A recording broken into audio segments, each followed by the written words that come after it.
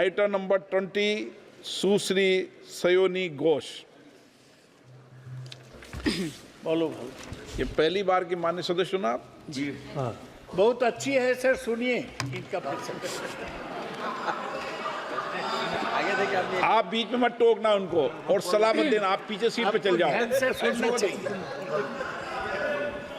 धन्यवाद अध्यक्ष महोदय, आपने मुझे बोलने का मौका दिया। मैं जादवपुर लोकसभा क्षेत्र से पहली बार चुनकर इस सदन में आई हूं और मैं धन्यवाद देना चाहती हूं मेरी लीडर ममता बनर्जी और अभिषेक बनर्जी का और जादवपुर लोकसभा क्षेत्र के सारे वोटरों का जिन्होंने मुझे भारी बहुमत से जिताया और इस सदन में भेज के बीजेपी को एक पैगाम दिया कि पश्चिम बंगाल में माननीय सदन में इन नेताओं को धन्यवाद नहीं होता। आप और ये संदेश सर, ये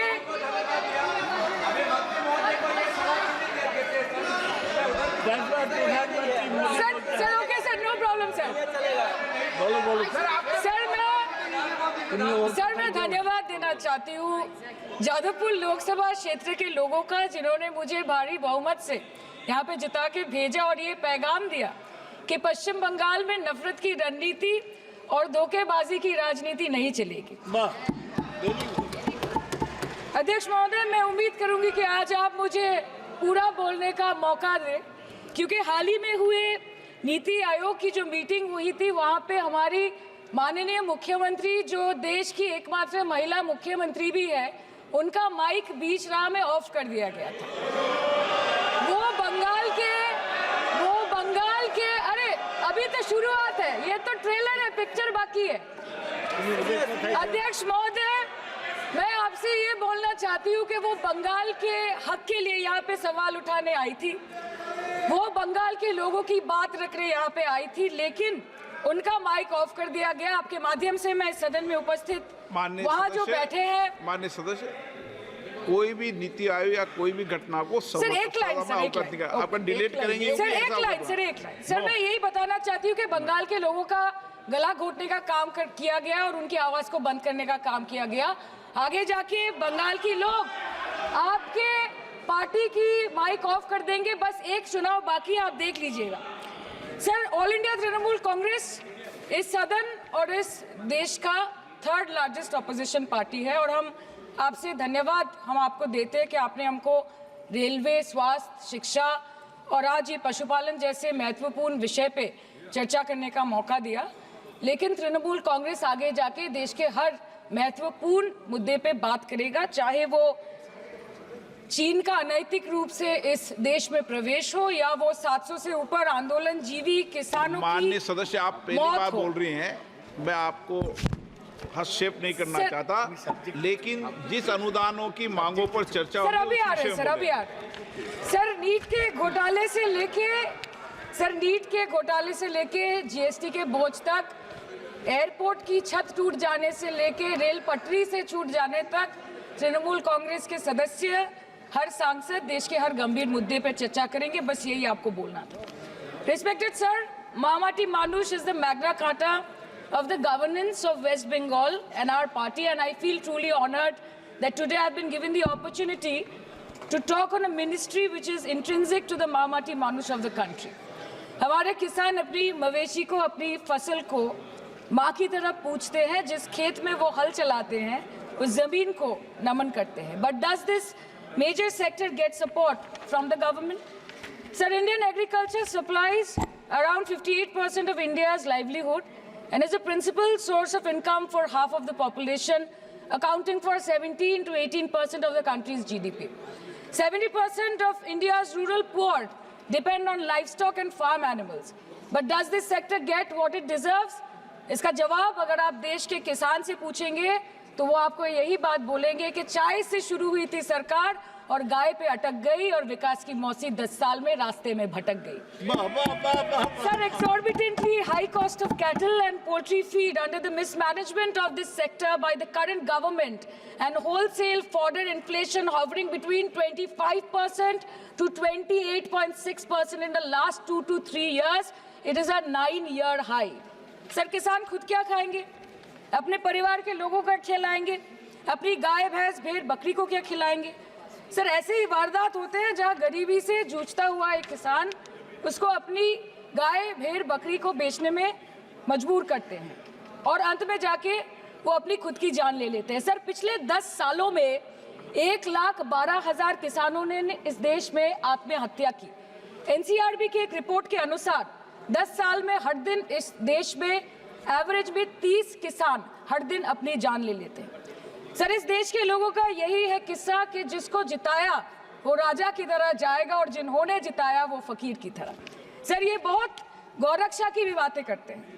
देश के लोगों को ये पता होना चाहिए that there is a fodder crisis in India and the union minister has himself stated in a written reply in Rajya Sabha that yes, the country is deficit in fodder. So it means that cows are dying without food in government-owned goshalas, especially the BJP-ruled state. 74,000 cattle had died at Panjrapols in Sundarnagar and Banaskantha district of Gujarat in the last 3 years. 200 cows were found dead in Madhya Pradesh's Shivpuri district. 173 cows allegedly died in a week in Chhattisgarh. And 74,016 cows had died in Hingonia Goshala in Jaipur during the previous BJP government in Rajasthan. तो sir पहले खाना ही नहीं मिला, fodder crisis, फिर मिल भी जाए तो इतना महंगा कि किसान खरीद ही नहीं पा रहा है, फॉडर इन्फ्लेशन, और सर खाना मिल भी जाए तो पशुओं की बीमारी। उससे मुकाबला करने के लिए इस सरकार ने क्या किया? The Parliamentary Standing Committee on Agriculture, Animal Husbandry and Food Processing presented its report which stated that 32.7 lakh cattle were infected by the viral lumpy skin disease across several states and a whopping 2.4 lakh cattle died within months. ये बोलते हैं कि गाय हमारी माता है पर माँ की रक्षा करना इन्हें नहीं आता है। अध्यक्ष महोदय, हम सब जानते हैं कि इस मिनिस्ट्री के अंतर्गत डेयरी भी आता है और भारत इस पूरी दुनिया में दूध के उत्पादन में नंबर 1 है, contributing to almost 24.46% of global milk production. But since the government has not been able to bridge the gap between demand and supply, it has successfully turned the country from being the largest producer of milk to an importer of milk. In the last 10 years, due to the stagnation in milk production, the gains of white revolution has been systematically whitewashed. The dairy farmers are forced to throw buckets of milk on the highway protesting against meager remuneration for their produce. And the price of milk, on the other hand, has increased by a massive 55% in the past 10 years. It was rupees 36 per litre in 2014 and now rupees 56 per litre in 2024. When this government came to power, the first thing the milk producing companies regulated by it did was to increase the price of milk by rupees 2 per litre. This was their revenge on the people of India for not providing a majority to the BJP. आम आदमी के दूध, छाछ, लस्सी, दही, पनीर पर 5% की GST, cream, condensed milk, मक्खन, घी पर 12% की GST और अमीरों के हीरो पर सिर्फ 1.5% की GST। सरकार उनको रिलीफ नहीं देती है जो विदेश में जाके मिल्क शेक और लाते की चुस्कियां लगाते हैं। ये सरकार उनको रिलीफ नहीं देती जो आम आदमी 2 पैकेट दूध खरीदने से पहले 10 बार सोचता है। सर बचपन से हम सुनते आए थे कि संडे हो या मंडे रोज खाओ अंडे। India rank 2nd in egg production in the world और अंडे का फंडा यही है सर कि भारत के बच्चों के किस्मत में महीने में एक अंडा नहीं मिलता। मिड डे मील के चलते हफ्ते में अगर एक आध अंडा मिल भी रहा था तो कहीं धर्म के नाम पे तो कहीं महंगाई के चलते उसे बंद करने की मांग उठ रही है। Sir more than 50% children under the age of 5 suffer from chronic malnutrition in the country and roughly 17% children are underweight and yet most BJP ruled states do not serve eggs in midday meal scheme. This is the example of Poshan Kal in India. Sir अंत पे आते हैं मच्छी पे। आप लोगों को ज्यादा पसंद नहीं पर हम क्या करें, हम तो माछे भाते बंगाली है, हमको तो बोलना ही पड़ेगा। And not to forget that 2.8 crore fisher folk are employed directly in catching fish in the country and millions are employed in the value chain of selling fish and aquaculture. India stands 3rd in the world in the terms of fish production, contributing to 8% of global fish production and ranks 2nd in aquaculture production. The PM talks about blue revolution, but this government has allocated only 0.045% funds out of the total budget for the flagship scheme, Pradhan Mantri Matsya Sampad Yojana. Even after this meager allocation, they did not utilize 39% of the funds, and in 23-24, they did not utilize 24% of the funds allocated. और sir, भले ही सरकार को मणिपुर शब्द से allergy हो, but the fact remains that 1.5 years of lack of governance in the state has led to endangering of the fish species in India's largest freshwater body in Manipur, the Loktak Lake. So the government has to generate employment opportunities, investment in areas such as exports, post-harvest processing, and import substitution. It has to deal with adversities like overfishing, depleting of fish stocks, pollution, disease outbreak, destruction of habitat, and climate change. So my own parliamentary constituency has assembly constituencies like Baruipur, Shonarpur, Bhangor, which are heavily dependent on these sectors for livelihood. Main crops grown are wheat, rice, vegetable, fruit, oilseed, pulses, cotton and jute, and animal husbandry is practiced mostly by women in the self-help groups in the South Chobbish Pargona. They rear a wide range of domestic animals, including cattle, poultry, goat, particularly the black Bengal goat and the Pekin duck. And I take extreme pride in saying that in the last 5 years of the TMC government, the CM Mamata Banerjee has allocated a massive amount of 76,680 crore to agriculture and its allied sectors for their development. The government of West Bengal has achieved remarkable success in implementation of state schemes, namely Bangla Dairy. The state-owned company is providing financial incentive at the rate rupees 11.5 per litre of raw milk directly to the bank accounts of primary dairy farmers through milk unions. Bangla Dairy procured 3.55 crore kg milk in 2023, for which rupees 109 crore was paid to dairy farmers through direct benefit transfer. 47,900 fresh Kisan cards have been issued in the last 3 years for animal husbandry. Up to 30th November 2023, rupees 393 crore was sanctioned to marginal animal rearers in the rural areas. Bangla Shosho Bima scheme, a fully state-funded scheme for crop insurance. Total 1.28 crore farmers were enrolled under the scheme during 23-24. 70 lakh farmers got claim settlement worth rupees 247 crore. 76,049 farmers are getting pension amounting to rupees 1,000 per month under Joy Bangla scheme.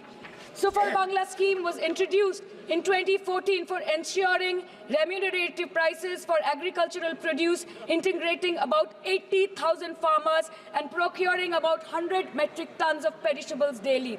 The annual turnover of this project is now rupees 106 crore. 77 new stores have been opened in financial year 23-24.